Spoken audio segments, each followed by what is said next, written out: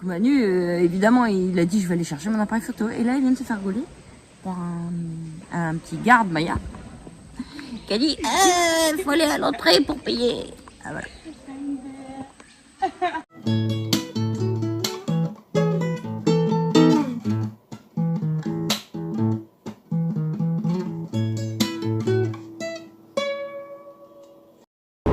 Bonjour. Bonjour. Alors, une fois n'est pas coutume, pour aujourd'hui, j'ai un micro. D'habitude, non, parce que j'ai une voix qui porte beaucoup plus que celle de Manu. Mais là, afin de ne pas être en retard dans nos vidéos comme chaque année, en fait, on est dans le train, puisqu'on rentre en France. C'est donc la fin de cette 4e saison et on termine cette 4e saison au Mexique. C'est l'endroit qu'on avait visé depuis longtemps en fait. Pas initialement d'ailleurs, car tout au début on voulait remonter jusqu'en Alaska. Mais on a décidé, au vu de la fatigue accumulée lors du 3e segment, celui de l'Amérique du Sud, de couper en deux notre remontée à partir de la Colombie jusqu'en Alaska et de se contenter de l'Amérique centrale bien sûr, ce qui nous amenait au Mexique. Au Mexique, on a la possibilité de laisser Oscar pour 10 ans. Et c'était donc là un lieu d'étape évident pour nous sur le parcours. Donc c'est là qu'on vous retrouve cette semaine. Et on vous retrouve au début, donc au départ, juste après le passage de la frontière, en mode de découverte parce qu'on voulait visiter une première fois brièvement la côte du Yucatan dans la perspective de la visite d'Émilie et Julien qui allaient nous rejoindre un peu plus tard. Quand on a nos enfants qui viennent, c'est arrivé avec Iris et Rémi quand on était en Namibie. Et là, c'était Émilie et Julien. Bien sûr, on ne peut pas dormir à 4 dans Oscar. Alors, techniquement, on pourrait, mais bon, c'est quand même pas très confortable.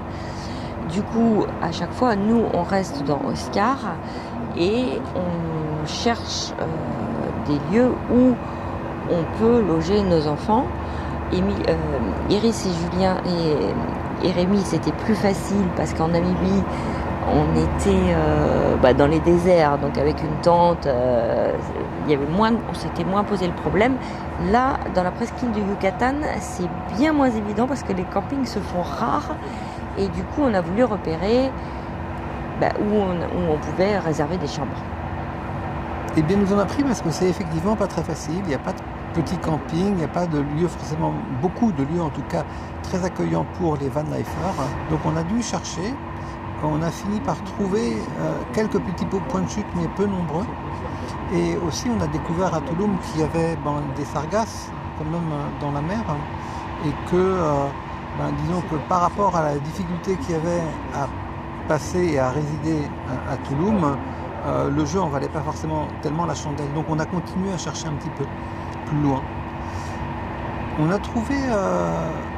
alors on n'a rien trouvé à Cancun, on n'a rien trouvé à Playa del Carmen.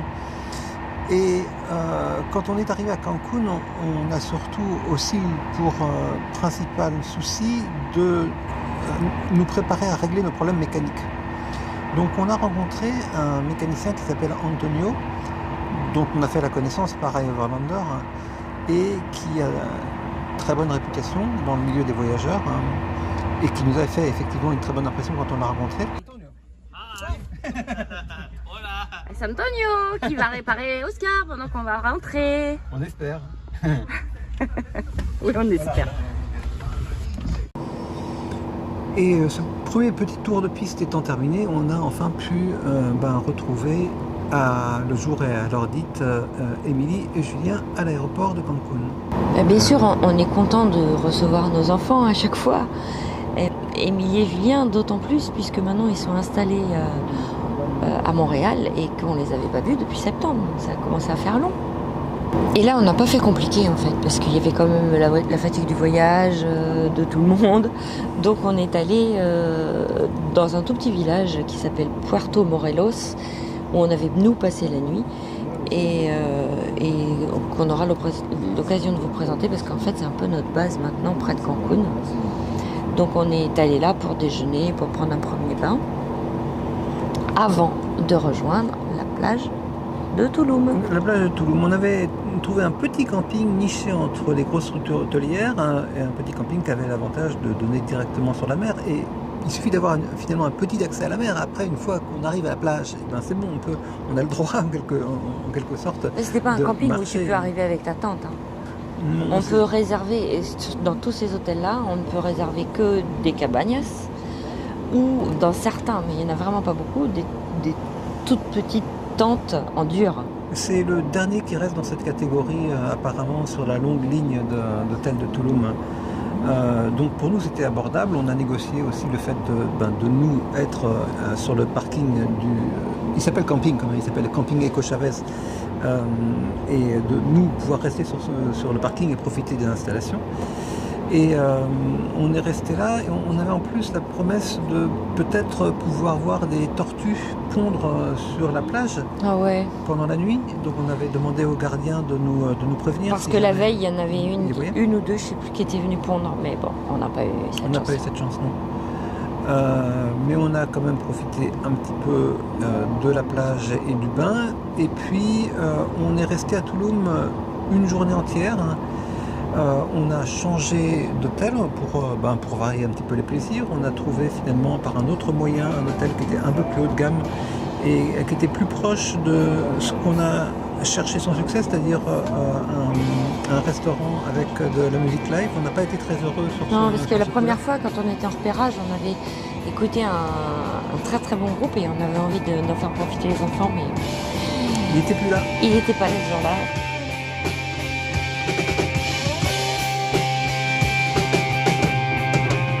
Mal compris qui se produisait tous les jours. On s'est rabattu sur une pizza et on s'est pris notre première grosse averse tropicale.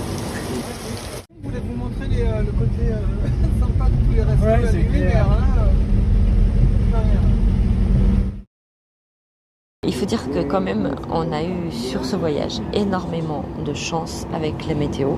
On est quand même en pleine saison des pluies maintenant depuis presque 2 mois.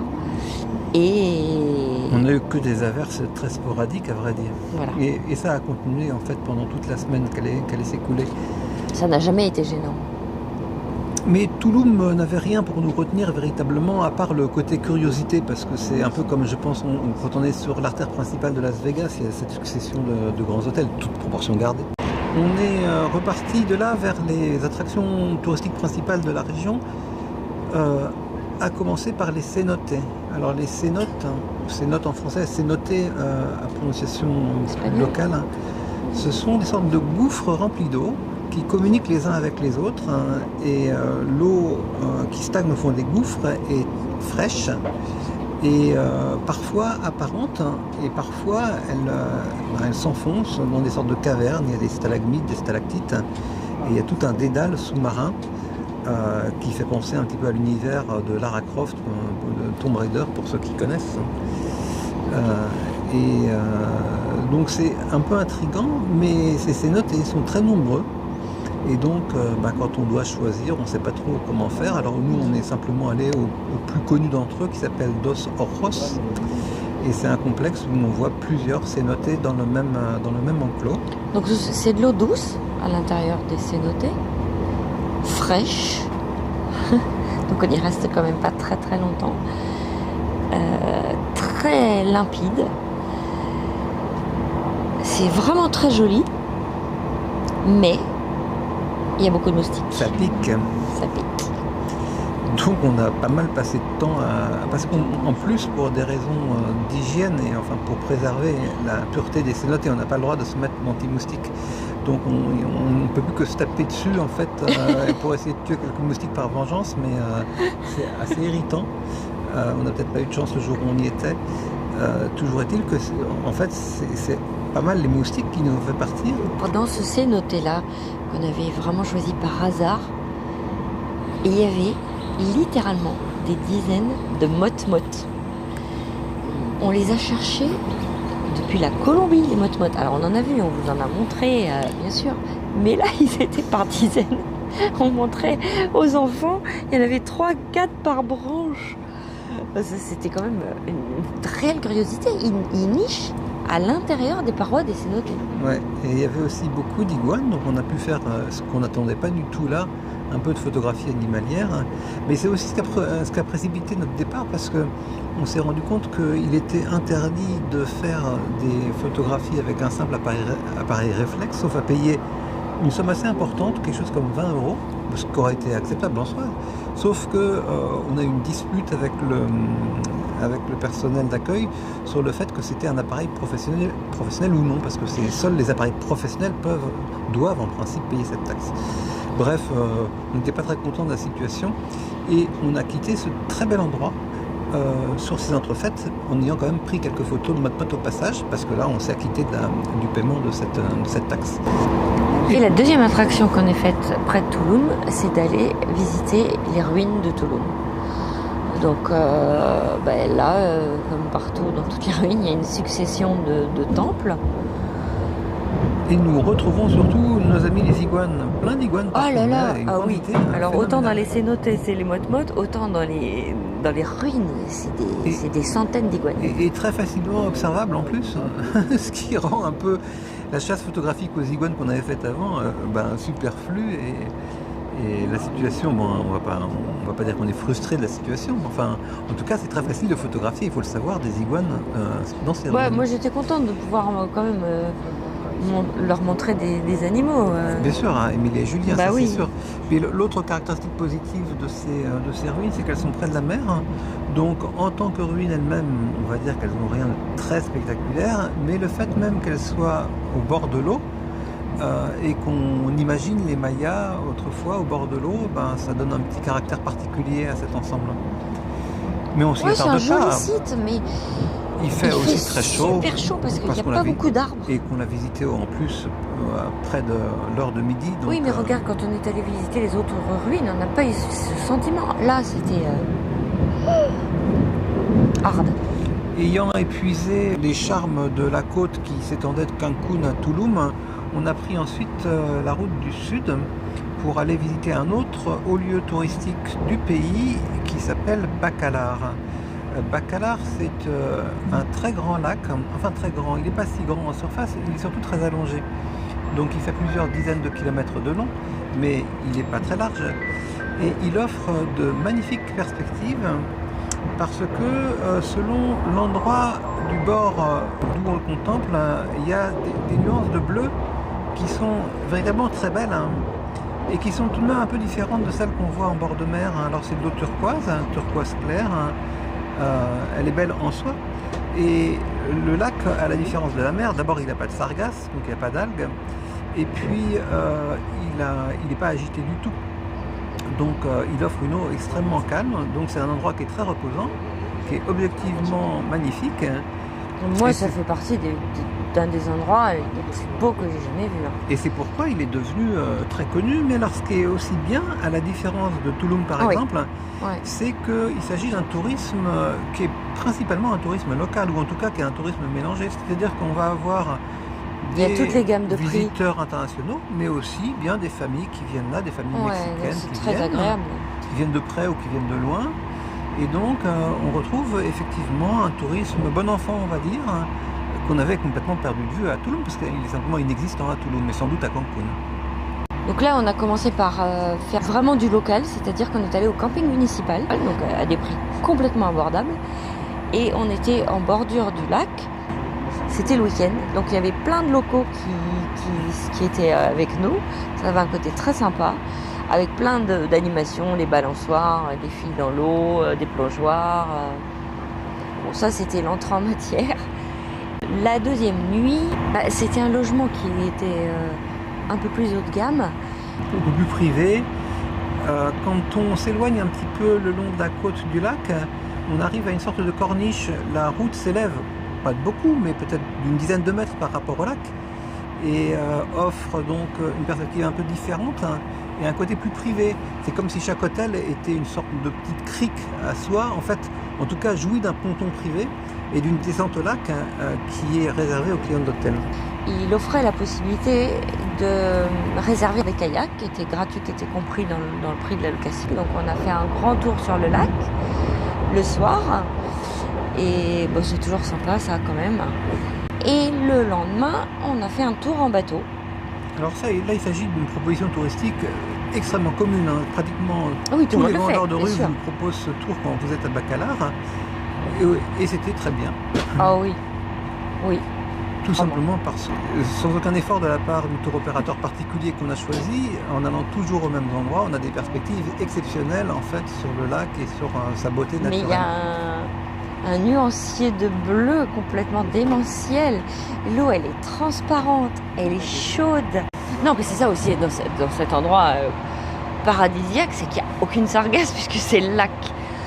Donc dans la presqu'île du Yucatan, c'est quand même assez exceptionnel. Et il y a aussi donc cette température absolument idéale, presque un tout petit peu chaude je dirais, qui se caractérise par l'absence totale de choc thermique quand on plonge le corps dans l'eau. C'est-à-dire qu'on y rentre comme on rentrerait, je sais pas, dans une autre pièce en fait, mais sans même se rendre compte qu'on est dans un élément liquide, ce qui est quand même assez rare.